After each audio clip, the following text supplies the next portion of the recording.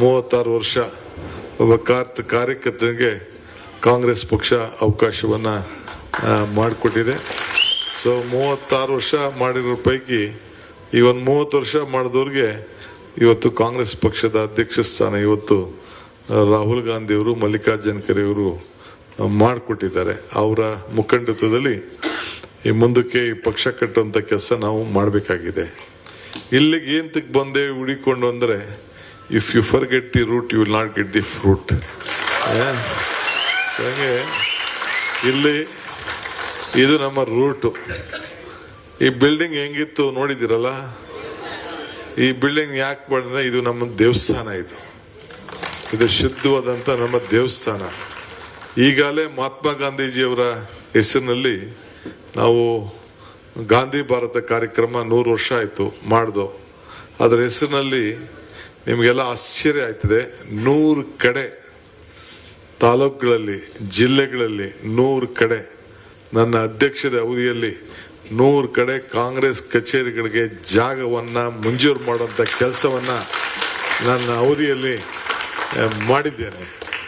ಅದು ಇವತ್ತು ಪೂಜೆ ಒಂದೇ ಕಡೆ ಆಗಬೇಕಾಗಿತ್ತು.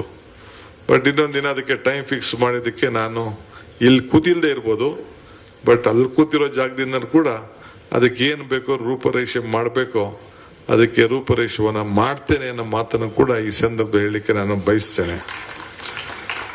ಇವತ್ತು ಹೊಸ ಕೆಲಸಗಳನ್ನು ಮಾಡಲು ಹೊಸ ಅವಕಾಶಗಳನ್ನು ಇವತ್ತು ನಮಗೆ ಸಿಕ್ಕಿದೆ.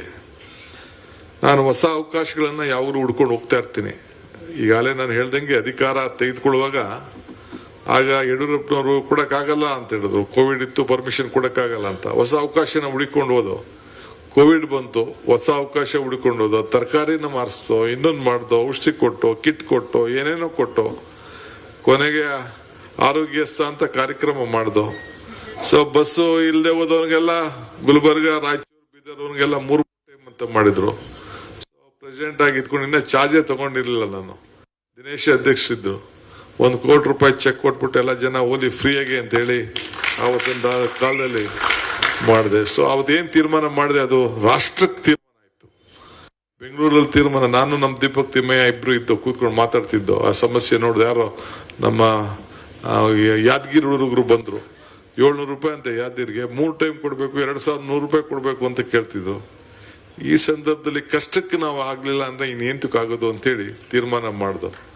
ಸೊ ಆಮೇಲೆಲ್ಲ ಜನಗೆ ನಮ್ಮ ಒತ್ತಡ ತಡಿನಾರ್ದೆ ಇಡೀ ಗೌರ್ಮೆಂಟು ಫ್ರೀಯಾಗಿ ಅವ್ರನ್ನ ಕಳಿಸ್ಬೇಕಾದಂಥ ಒಂದು ಪರಿಸ್ಥಿತಿ ಬಂತು. ಹಂಗೆ ಅವಕಾಶಗಳನ್ನ ಹುಡುಕ್ ಹೋಗ್ತಾ ಇದ್ದೀವಿ. ಈಗ ಮುಂಗಾರು ಪ್ರವೇಶದ ಗಳಿಗೆ, ಈ ಗಳಿಗೆಯಲ್ಲಿ ನಾನು ರಾಜ್ಯದ ಮುಖ್ಯಮಂತ್ರಿಯಾಗಿ ಇವತ್ತು ಅಧಿಕಾರ ಸ್ವೀಕಾರ ಆದ್ಮೇಲೆ ಈ ರಾಜ್ಯಕ್ಕೆ ಜನಕ್ಕೆ ಹೊಸದೇನಾದ್ರು ಕೊಡ್ಬೇಕಲ್ಲ, ವಿಚಾರವನ್ನು ಮಾಡಬೇಕಲ್ಲ, ಆಡಳಿತದಲ್ಲಿ ಬೆಳಕು ಕೊಡ್ಬೇಕಲ್ಲ. ಈಗ ನಾನು ಆಡಳಿತ ಪಕ್ಷದ ಸಂಘಟನೆ ಜೊತೆಗೆ ನಾನು ಮುಖ್ಯಮಂತ್ರಿ ಆದೆ ಅಂತೇಳಿ ನಾನು ಈ ಆಫೀಸ್ನ ಬಿಡೋನಲ್ಲ, ಗಿರಾಕಿನಲ್ಲಿ ಬಿಡೋನಲ್ಲ ನಾನು. ಇಲ್ಲೇಕೆಂದ್ರೆ ನೀವೇ ಉಸಿರು.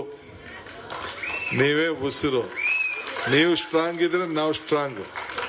ನನ್ನ ಕಾರ್ಯಕರ್ತರೇ ಉಸಿರು. ಇದ್ರ ಬಗ್ಗೆ ನಂಬಿಕೆ ಇಟ್ಕೊಂಡಿರೋರು. ಸಂಘೆ ಹೊಸ ಬೆಳಕನ್ನ ಮೂಡಿಸಲು ಒಟ್ಟು ಅನೇಕ ವಿಚಾರಗಳನ್ನ ಮಾಡಿಕೊಂಡು ಬಂದಿದ್ದೇನೆ. ನಾನಷ್ಟು ವಿದ್ಯಾರ್ಥಿ ನಾಯಕರಾಗಿ 7ನೇ ಕ್ಲಾಸಲ್ಲೇ ಎಲೆಕ್ಷನ್ ನಿಂತಿದ್ದವ ನಾನು. ಆಮೇಲೆ 10ನೇ ಕ್ಲಾಸ್ ನಿಂತೆ, ತಿರ್ಗಾ PUC ನಿಂತೆ, ಡಿಗ್ರಿಗೆ ನಿಂತೆ, ತಿರ್ಗಾ ಫೈನಲ್ ಇಯರ್ ಡಿಗ್ರಿಲೆಲ್ಲ ಆರಾಧ್ಯವನ ನಮ್ಮ ಸಂಪಂಗಿ ಅವನೇ ಕೇಳಿ. ಸಂಪಂಗಿ ಅವನು ನಮ್ಮ ಸೆಕ್ರೆಟ್ರಿ RC ಕಾಲೇಜ್ಗೆ, ನಾನು SGRC ಕಾಲೇಜಿಗೆ ಸೆಕ್ರೆಟ್ರಿ. ಸೊ ಹಂಗೆ ನಾವೆಲ್ಲ ಇದ್ದವರು. ಸೊ ಇಲ್ಲಿ ನಾರಾಯಣ ಸ್ವಾಮಿ ಕೂತ, ನಾನು ಯೂತ್ ಕಾಂಗ್ರೆಸ್ ಪ್ರೆಸಿಡೆಂಟ್ ಇದ್ದೆ ನಾನು ಮಂತ್ರಿ ಆದಾಗ. ಡಿಸ್ಟಿಕ್ ಯೂತ್ ಕಾಂಗ್ರೆಸ್, ರಾಜ್ಯಕ್ಕಲ್ಲ ಡಿಸ್ಟಿಕ್.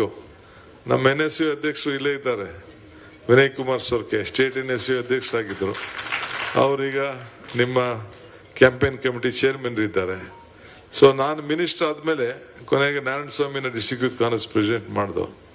ಸೊ ಹಂಗೆ ಎಲ್ಲ ಕಾರ್ಯಕರ್ತರಿಗೂ ಎಲ್ಲರೂ ಒಂದು ಕಡೆ ಅವಕಾಶ ಇರ್ತದೆ ಅನ್ನೋದಕ್ಕೆ ಸುಮ್ಮನೆ ಈ ಉದಾಹರಣೆಯನ್ನ ಹೇಳ್ಕೊಂಡು ಬರ್ತಾ ಇದ್ದೇವೆ.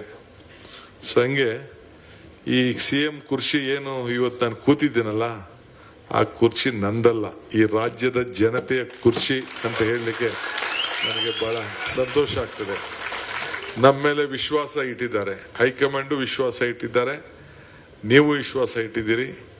ಆ ವೈಬ್ರೇಷನ್ ಇವತ್ತು ನನಗೆ ಕೆಲವರೆಲ್ಲ ಹೇಳ್ತಿದ್ರು, ಏನು ನೀವು ಬರೀ ಚೀಫ್ ಮಿನಿಸ್ಟರ್ ಚೇಂಜ್ ಆಗಿ ಹೊಸ ಚೀಫ್ ಮಿನಿಸ್ಟರ್ ಬಂದಿದ್ದಾರೆ ಅಷ್ಟೇ, ಏನೋ ಹೊಸದಾಗಿ ಎಲೆಕ್ಷನ್ ಆದಂಗೆ ಆಡ್ತಾ ಇದಾರಲ್ಲ ಕಾರ್ಯಕರ್ತರು ಅಂತೇಳಿ ಆ ಮೀಡಿಯಾದವರು BJPಯವರು ಮಾತಾಡ್ತಾ ಇರ್ತಾರೆ.